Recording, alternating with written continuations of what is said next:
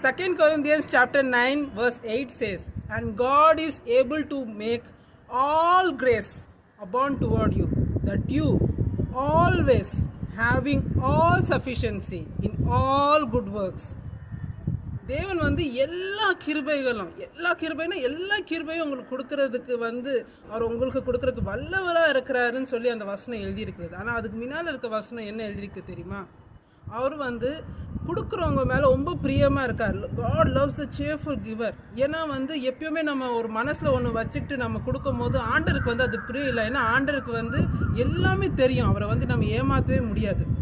இதே நம்ம பிள்ளைங்களுக்கு நம்ம கணவர் மனைவி இல்லைன்னா அப்பா அம்மாவுக்கு நம்ம ஒரு பொருள் வாங்கி கொடுக்கும் போது நம்ம ரொம்ப யோசிக்க மாட்டோம். அந்த ரேட் நம்ம அந்த ப்ரைஸை ரொம்ப யோசிக்க மாட்டோம். அதே நம்ம வேறவங்களுக்கு ஏதாவது பண்ணும் போது இவ்வளோ ரேட்டுக்கு வாங்கணுமா, கம்மியாக பண்ணலாமா அப்படி நம்ம யோசிப்போம். பார்த்தீங்களா?